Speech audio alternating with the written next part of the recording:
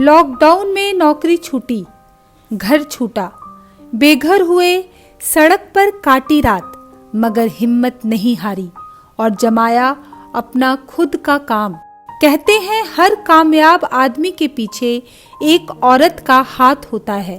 कुछ ऐसी ही कहानी है अमृता करण के फूड कार्ट की, जहां आपको प्यार के साथ लाजवाब खाना परोसा जाता है ताकि आपके पेट के साथ मन भी तृप्त हो सके।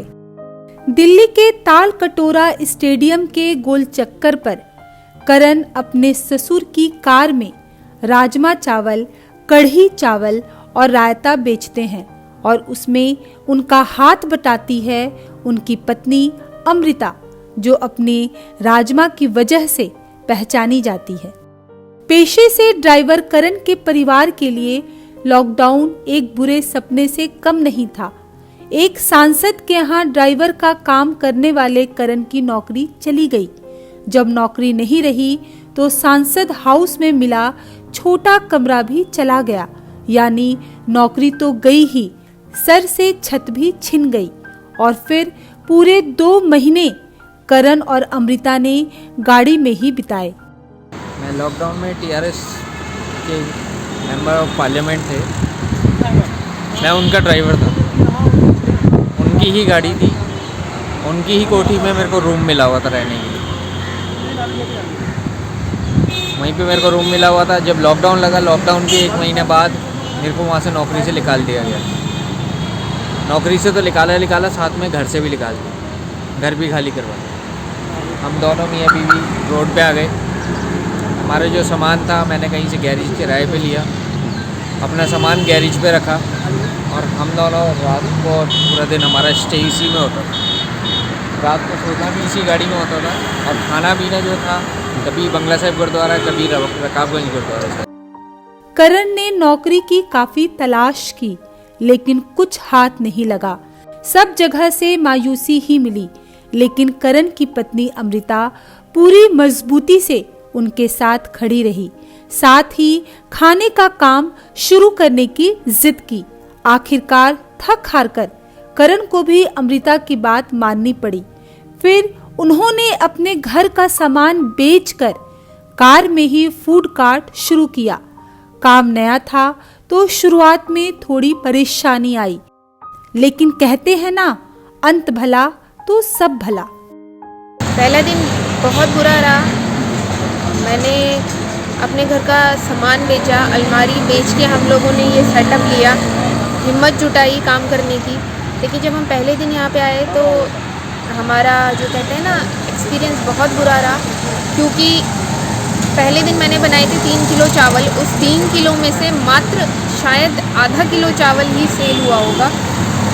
मेरी ख्याल से तीन कस्टमर्स आए थे पहले दिन मेरे, और वो खुशी से, क्योंकि हमारा पहला दिन था।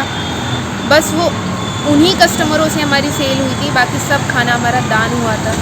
मुझे बहुत बुरा लगा, हिम्मत टूट गई ये सोच के कि नहीं, हम लोग नहीं कर पाएंगे, क्योंकि हमारे पास वो चीज़ें नहीं थी, हमारे पास उतना राशन नहीं था। हमारे घर में जो मेरे पिताजी ने हमको दिया थोड़ा बहुत, उससे हमने उसको जोड़ के ये खाना, राशन और ये सब बनाया, लेकिन वो भी हमारा वेस्ट हुआ तो हमारी हिम्मत टूट गई। ऐसा लगा कि हम लोग नहीं कर पाएंगे। लेकिन फिर मेरे को हस्बैंड ने कहा कि उन्होंने मुझे कहा कि एक कोशिश और करते हैं, कल और देखते हैं, अगर कल कुछ नहीं हुआ तो फिर कुछ और किसी और लाइन में ट्राई करेंगे कैसे भी। लेकिन दूसरे दिन हम आए तो फिर हमको, जैसे पहले दिन हमारे 3 कस्टमर आए, दूसरे दिन हमारे 3 से 2 और बढ़े, फिर तीसरे दिन 2 और बढ़े। ऐसे कर करके हमने आज ये दिन हम यहाँ तक पहुँचे हैं।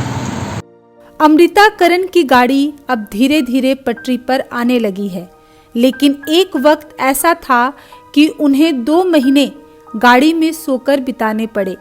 जब काम शुरू किया तो उन्हें छोटी छोटी ज़रूरतों के लिए भी भारी किल्लत झेलनी पड़ी। मैं आपको बताना चाहती हूँ कि मैं किन परेशानियों से गुजरी हूँ और परेशानियों से गुजर के और मैं यहाँ तक आई हूँ, और आप सब लोगों के प्यार और सहयोग की वजह से मैं आज आपके सामने मजबूत बन के खड़ी हुई हूँ। मैंने बहुत परेशानी उठाई है, जैसे कि लॉकडाउन में सभी लोग परेशान हुए, मेरे हस्बैंड की भी जॉब गई, हम लोग जॉबलेस हुए, होमलेस हुए, सड़कों पे रहे, गाड़ी में सोए, पूरा 2 महीना सर्दियों में, सर्दी तो नहीं थी मतलब बरसातें जिसको कहते हैं, उस वक्त में हमने गाड़ी में निकाले, बहुत परेशानी हमने उठाई, बहुत दिक्कत उठाई, और दिक्कत ख़त्म नहीं होती इंसान की ज़िंदगी की, लेकिन फिर भी हम जिस दौर से गुज़रे वो बहुत बुरा दौर था, बहुत मुसीबत से हम यहाँ तक आए हैं।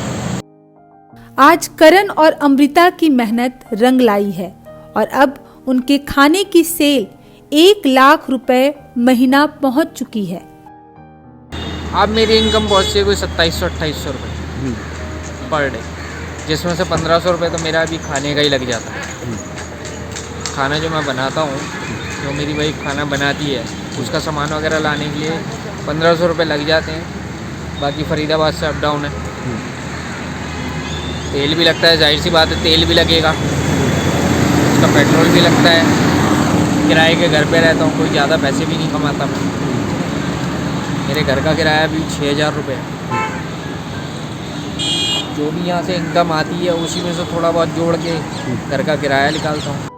पहले अमृता के राजमा का जायका सिर्फ राह चलते मुसाफिर लेते थे। आज आलम ये है कि लोग ऑफिस से और आसपास से स्पेशली इसके स्वाद में खींचे चले आते हैं। ताल कटोरा स्टूडियो के ठीक सामने गोल चक्कर पे एक गाड़ी में ढाबा है, जिसको हम स्ट्रीट फूड वेंडर कर सकते हैं। इनके यहाँ से मैंने छोले चावल खाए, मेरे मित्र थे साथ में, वो राजमा चावल खाए और इतना टेस्टी, इतना लजीज था कि ये 5 स्टार होटल में भी नहीं मिलेगा। और ये सत्य बात है कि आप पूरे दिल्ली में नहीं, पूरे हिंदुस्तान में घूम लीजिए, अगर स्ट्रीट फूड कॉर्नर पे आप जाते हैं तो वहाँ जो सफाई और जो शुद्धता मिलती है और जो टेस्ट मिलता है वो और कहीं नहीं मिल सकता है। आप बड़े बड़े 5 स्टार में जाइए लेकिन वो टेस्ट नहीं मिलेगा जो कि फुटपाथ में मिलता है। तो ये मुझे बड़ा अच्छा लगा और मैं खाया। धन्यवाद कर्ण भाई का, चूँकि ये लोग इस बेरोजगारी के दौर में भी रोजगार तलाश करके फुटपाथ पर गाड़ी में देखिए ले आकर के और अच्छा खाना खिला रहे हैं और कम पैसे में खिला रहे हैं। सबसे बड़ी बात, अच्छा खाना और कम पैसे में। बहुत ही अच्छा खाना बनाया गया है, उत्तम है, हाइजेनिक है और ना ज़्यादा मसाला है ना ज़्यादा तेल है। खा सकते हैं, पेट आपका खराब नहीं होगा। अमृता के राजमा के स्वाद को दूर दूर तक पहुंचाने में टेक्नोलॉजी यानी फेसबुक ने खासा रोल अदा किया। आज लोगों का सपोर्ट प्यार के रूप में अमृता के खाने पर बरस रहा है। जब से हमारा पहला वीडियो फेसबुक पे आया उसके बाद से हमें मदद ये मिली है कि हमें लोग पहचानने लगे। पहले हम यहाँ पे जब आए थे या पहले जब हम यहाँ पे स्टॉल लगा रहे थे अपना, तो लोग खाना खाते थे लेकिन बहुत कम। ज़्यादातर बाइकें, ज़्यादातर गाड़ियाँ हमें देखती हुई चली जाती थी, क्योंकि बाहर लॉकडाउन है, बाहर का खाना हाइजीनिक नहीं है, नहीं खाना, लोगों की यही थिंकिंग है। तो हम लोगों को उस वक्त बुरा लगता था कि हम लोगों की मेहनत ज़ाया होती है, हमारा खाना बहुत वेस्ट होता था, बच जाता था, हमको दान करना पड़ता था। और क्योंकि वापस ले जाके उसे यूज़ करना, ना हम खा सकते हैं उसे, ना अगले दिन हम यूज़ में ला सकते हैं उसे, तो हमें दान करना पड़ता था। और फिर अगले दिन हमें एक नई उम्मीद के साथ कि आज शायद कुछ बिक जाएगा, कुछ अच्छा होगा, फिर हमें राशन जोड़ के फिर बनाना, सुबह उठना और फिर आना, फिर खाने का बच जाना। ये सब सिलसिला काफ़ी दिन चला, लेकिन जब से वीडियो आया या आप लोगों का प्यार मिला, उसके बाद से लोग हमें पहचान रहे हैं, हमारा खाना खाने आते हैं। अमृता करण के फूड कार्ट को 3 महीने हो चुके हैं और खाने में अगर कोई कमी आ भी जाती है तो उसे अगली बार दूर कर दिया जाता है।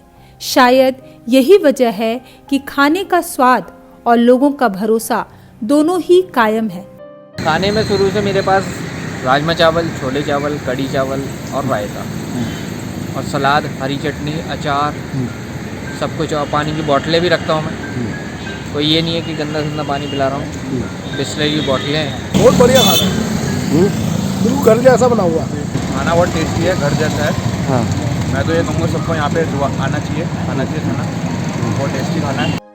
बेशक लॉकडाउन की वजह से करण की नौकरी चली गई हो, लेकिन अमृता करण इसके लिए सरकार को दोष नहीं देते, बल्कि उनका मानना है कि लॉकडाउन जरूरी था। अब मैं ये कहूँगी कि शायद वो लॉकडाउन था ही हमारे लिए परीक्षा की घड़ी, क्योंकि अगर वो दिन नहीं आते तो शायद आज ये दिन भी नहीं आते। अमृता करण का बस अब एक ही सपना है कि वो जल्द ही अपना रेस्टोरेंट खोल पाएं। करण ने तो रेस्टोरेंट का नाम भी सोच लिया है। आगे सोचना ये है कि हम अपने इसी बिजनेस को आगे ले जाना चाहते हैं। हो गया इसमें सक्सेस हो गया तो एक रेस्टोरेंट खोलूँगा अपना। क्या नाम रखेंगे आप? अभी फेमस हो रखा है अमृता जी के राजमा चावल, तो उसी नाम से वो रेस्टोरेंट खोलूँगा। दुष्यंत कुमार का एक शेर है, कौन कहता है कि आसमान में सुराख हो नहीं सकता, एक पत्थर तो तबीयत से उछालो यारो। अमृता करण ने अपनी हिम्मत से दुष्यंत कुमार की इस बात को चरितार्थ करके दिखा दिया है।